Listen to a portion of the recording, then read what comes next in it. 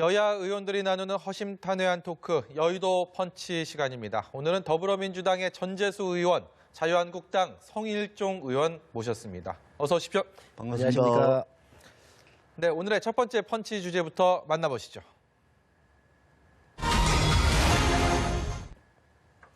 여야 공이 불출마 바람이 불고 있습니다. 그 불출마 바람에 불을 지핀 것은 민주당에서는 임종석 전 대통령 비서실장, 자유한국당에서는 김세연 의원입니다.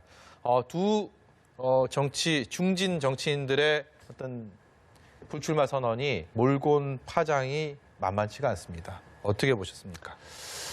저는 일단 개인적으로 임종석 대통령 비서실장이나 김세연 의원께서 참으로 많은 생각과 고민을 하셨을 것 같다라는 생각이 들고요.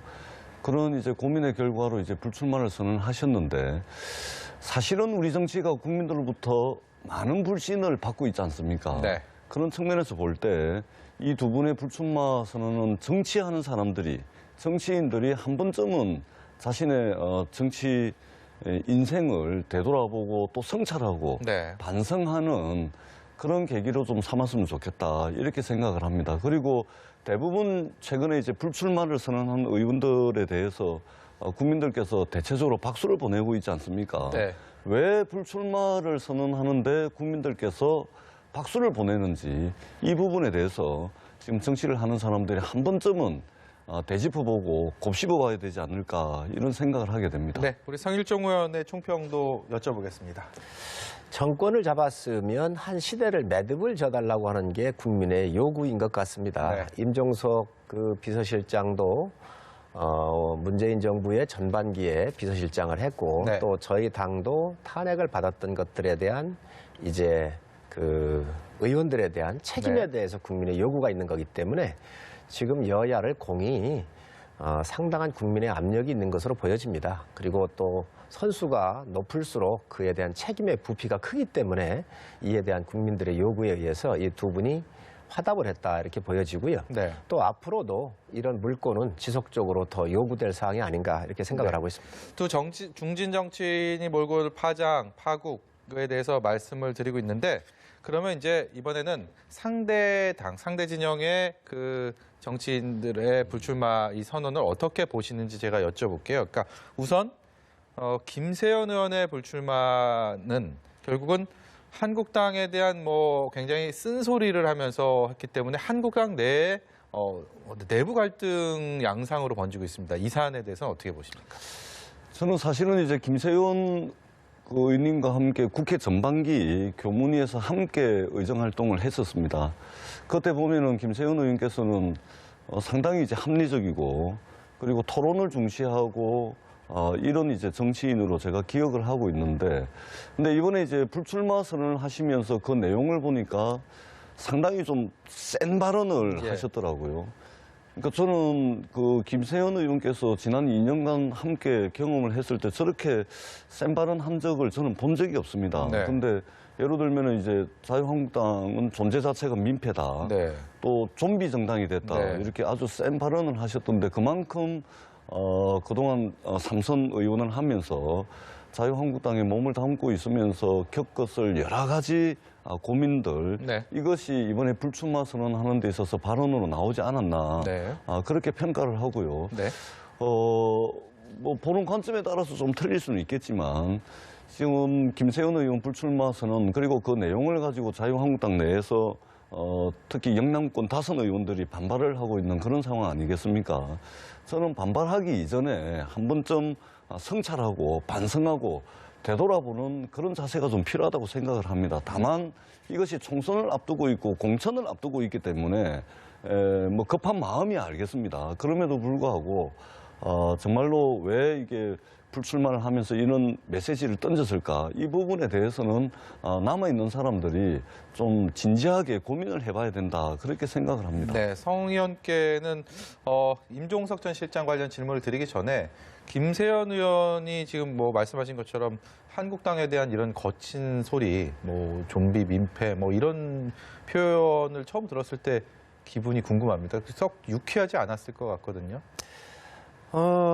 좀 감정 처리적인 측면에선 좀 미숙할 수 있다라고 좀 보여지지만 저희 당의 여러 형태의 사람들이 당을 위한 고언을 많이 하는 것은 득이 될 것이라고 판단을 하고 있습니다. 네. 김세현 의원께서 당에 대한 여러 가지 충심해서 이렇게 의견을 냈다고 보여지고요. 네.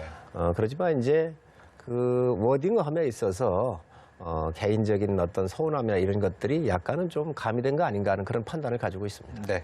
그렇다면 이제 본 질문으로 들어가서요. 임 전 실장의 불출마가 결국 청와대 전 현직 인사들이 굉장히 대거 출마를 할 것이다라는 관측들이 무게가 실렸었고 여기에 대해서 또 양정철 민주연구원장이 또 제동을 걸고 쓴소리를 한 상황에서 임종석 실장이 불출마 선언을 하면서 이 여파가 결국 민주당의 현 청와대 출신 인사들에게 어떤 영향을 미칠지도 관심이 가거든요.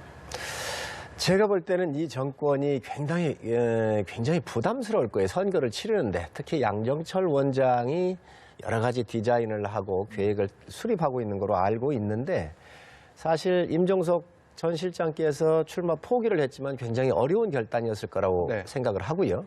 임종석 실장을 비롯해서 야간 50여 명의 청와대 인사들이 이번 총선에 나온다 그러면 여권 전체가 굉장한 부담으로 느꼈을 거라고 생각을 합니다. 그 이유는 지금 2년 반 지나오지만 지금까지 해놓은 실적이 없거든요. 네. 나라가 굉장히 혼란스럽거든요.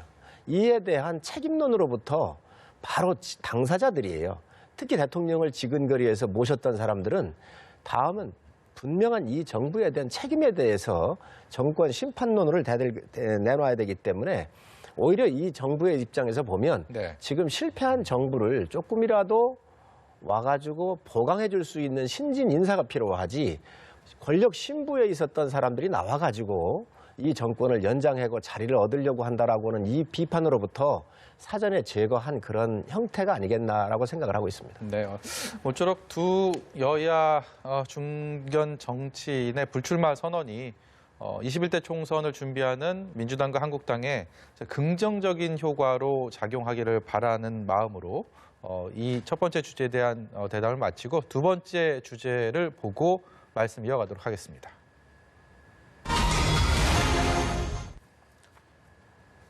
네, 생각하고 싶지 않은 단어입니다. 동물국회. 식물국회 반대말인데 식물국회나 동물국회나 국민들 입장에서 바라보는 어떤 그 정치에 대한 혐오, 반감은 뭐 크게 다르지 않을 것 같습니다. 패스트트랙에 오른 지금 선거법 개정안이 다음 주 27일 그리고 검찰개혁안이 다음 달 3일 부의를 앞두고 있습니다. 정말 그야말로 폭풍 전야가 아닐까 싶은데 민주당에서는 이인영 원내대표가 국회 활동을 하지 말라, 금지했으면 한다라는 또 메시지까지 나오면서 이른바 뭐 전운이 감도는 저희 입장에서 그렇게 보입니다. 어떻게 마련이 될지, 어떻게 매듭을 짓게 될지 21대 국회 특히 각 당의 의석수와 맞물려 있는 만큼 이 셈법이 매우 복잡하고 또 치열할 수밖에 없는데 전재수 의원께 먼저 여쭤보겠습니다. 선거법 개정은 어떻게 풀어가야 되겠습니까? 일단 이 선거법에 대한 논의가 어떻게 시작이 됐냐는 것부터 간단하게 좀 말씀을 드려야 될 것 같습니다. 예로 들면은 작년에 지방선거가 있었지 않습니까? 네. 서울시 의회 의원들의 사례를 들자면 더불어민주당 서울시 의회 의원들이 받은 득표율의 평균은 52%였습니다. 그런데 전체 서울시 의회 의석 점유율은 92%입니다. 그러니까 52%를 득표를 하고 의석수는 92%를 가져가는 겁니다. 자, 52%를 득표를 했으면은 52%의 의석수를 가져가는 것이 민의를 제대로 반영하는 것이죠. 네. 근데 지금은 그렇지 않다는 것입니다. 예를 들면은 51%로 당선된 사람이 100%의 권한을 행사하는데 나머지 49% 떨어진 사람에게 표를 던졌던 국민들의 생각이 있을 거 아닙니까? 그러니까 사표를 좀 줄이고 민의를 더 정확하게 전달하자 이런 취지가 바로 이 선거법 개정안의 핵심입니다. 그렇기 때문에 이 선거법 개정안이 통과가 되면은 더불어민주당은 18석의 손해를 봅니다. 자유한국당이 지금 현재 시뮬레이션을 해보면 16석 정도 손해를 보는데 민주당이 가장 많은 손해를 보는 것이죠. 그럼에도 불구하고 왜 이렇게 선거법 개혁에 저희들이 그 포인트를 두고서 노력을 하고 있냐면 당장은 손해를 보더라도 30년, 50년 대한민국 정치의 발전을 위해서는 반드시 필요하다. 그리고 지금 현역 의원들께서 불출마를 많이 하시지 않습니까? 이것은 결국 뭐냐면은 대한민국 정치 이 구조에서는 결국은 끊임없이 현역 국회의원들이 자괴감을 느낄 수밖에 없고 스스로 불출마를 해야 되는 그런 구조란 말입니다. 이런 구조를 바꾸기 위해서라도 이번 선거법 개혁은 반드시 이루어져야 된다. 이렇게 생각을 합니다. 그런 측면에서 저희가 정기국회에서 해외 나가서 이제 투표를 못 한다거나 이런 것들을 미연에 방지하기 위해서 원내 지도부에서 그런 조치를 취한 것으로 알고 있습니다. 네, 전 의원 말씀 들으면 그렇구나 이런 생각이 드는데 반론 기회 드리겠습니다. 지금 전 의원님께서 말씀하신 대로 52% 얻은 사람이 92%를 가져갔다 이런 논리라고 한다면 대통령 선거제도 똑같은 겁니다. 100%를 다 가져가는 거 아닌가요? 네. 그렇게 따지면 강요, 예를 들어서 절반 가져간다든지 6대4를 가져가야 되겠지요. 선거라면 그런 것들을 전체적으로 다 묶어서 각 당들이 합의를 해야 되는 겁니다, 지금. 그런데 이 선거법 같은 경우는 저희는 그렇게 생각을 합니다. 이 선거법에 민주당이 몇 석을 잃고 또 저희 자유한국당이 몇 석을 잃는 이 문제가 아니라 이 비례의 일정한 부분을 소수의 정당들한테 안 분비해 주는 거거든요. 그러면 1당과 2당은 지역구에서 많이 받았으니 지역구를 얻지 못한 다른 당한테 배분을 해주자는 겁니다. 네. 그렇다고 한다면 지금의 이 대한민국의 정치 지형도가 어떻게 돼 있는가?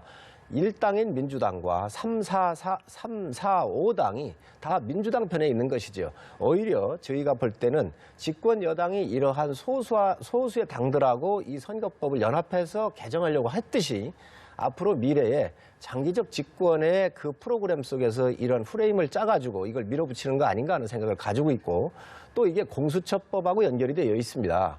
공수처법은 굉장히 문제가 많은 법입니다. 왜 문제가 많냐?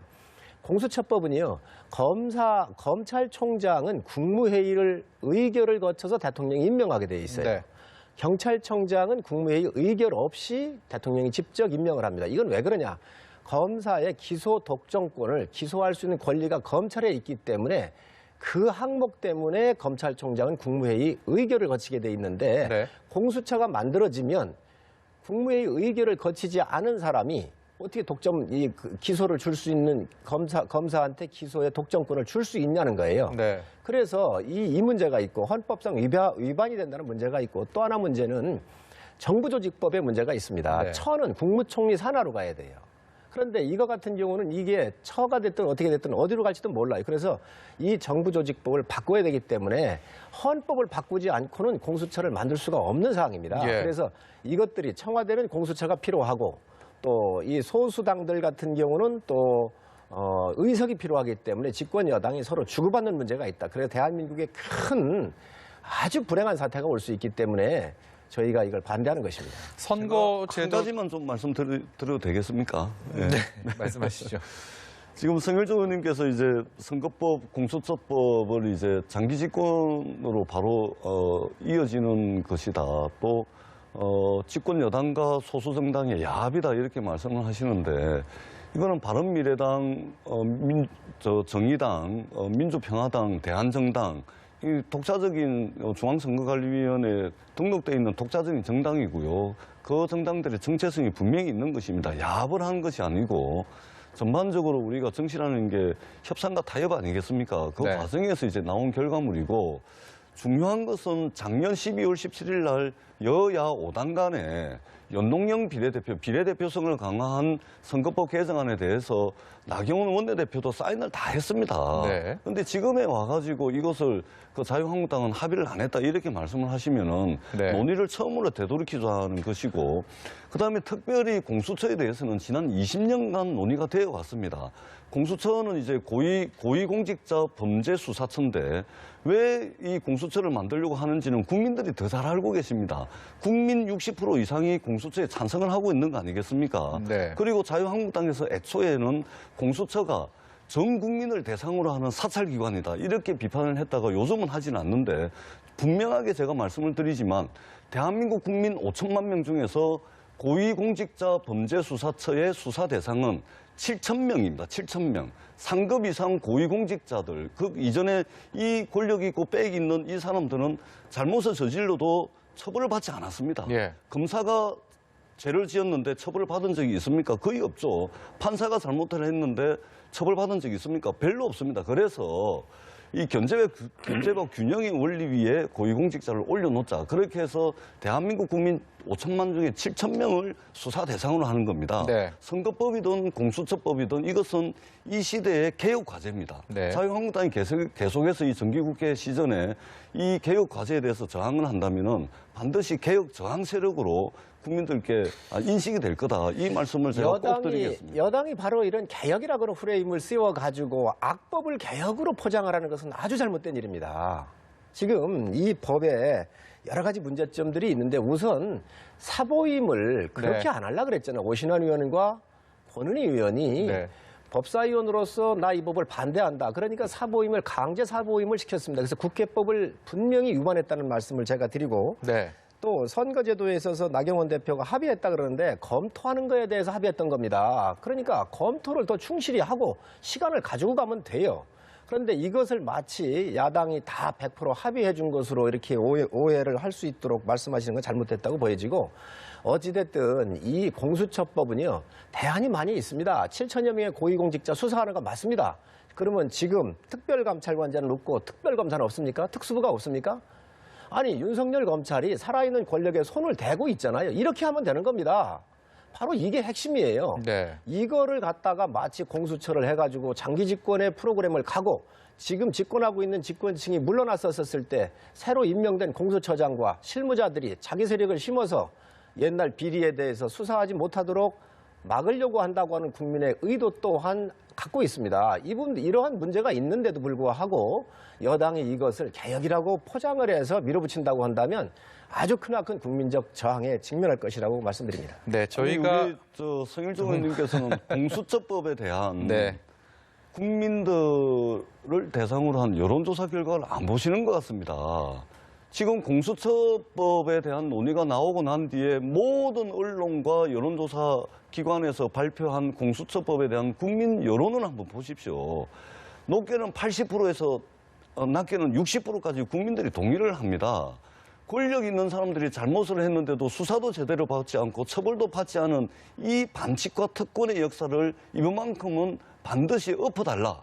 이것이 국민들의 요구이기 때문에 60% 이상의 국민들께서 찬성을 하는 겁니다. 그렇게 자꾸 말씀을 하시면 정말로 국민들로부터 개혁 저항 세력이다. 이런 비판을 받을 수밖에 없다는 말씀을 다시 한번 꼭 드리겠습니다. 여론조사에 대해서 얘기하실 때 뭐 그거 부인하지 않겠습니다. 그러나 전에는 더 높았어요. 시간이 가면서 이게 자꾸 줄어들고 있는 것이지요. 네. 그리고 이런 부분은 정말 전문가들이 검토할 사항입니다. 그리고 국가의 100년 대계를 보고 큰 기둥을 세우는 일이기 때문에 지금 여론이라고 하는 거로 이렇게 몰고 가서는 안 된다. 그리고 이 여론도 정말로 전문가들이 협의를 해야 돼요. 그래서 이게 헌법에 문제가 없는지 이 공수처가 생기면 말이지요. 지금 윤석열 검찰이 조사하고 있는 걸 공수처에서 요구하면 그대로 다 넘겨주고 수답을 하게 돼 있습니다. 네. 이 법을 이런 것들을 국민들께서 지금 모르고 계시잖아요. 그러니까 우리가 충분히 더 여야가 협의를 해서 네. 하게 된다고 한다면 더 보강할 방법은 없는지 또 그런 것들을 또 새로운 방법이 있으면 그때 가면 되지. 예. 지금 현재 이러한 살아있는 권력에 손도 대고 있고 제대로 검찰이 작동하고 있다고 보여지는데 이런 상태에서 공수처를 전 밀어붙인다고 하는 것은 지금 집권 세력의 새로운 어떤 그러한 숨겨져 있는 의도가 있지 않나 이런 생각을 가지고 있습니다. 네. 딱 한 문장으로만 말씀을 더 드리도록 하겠습니다. 국민들은요, 대한민국 국민들은 전문가들 수준만큼 똑똑합니다. 네. 국민들이 모르고서 여론조사에 응답하는 거 아니라는 말씀을 꼭 드리겠습니다. 제가 드리고 싶은 말씀이 그거였는데요. 오늘 저희가 두 번째 주제는 보여드린 것처럼 동물 국회였습니다. 그런데 이제 선거법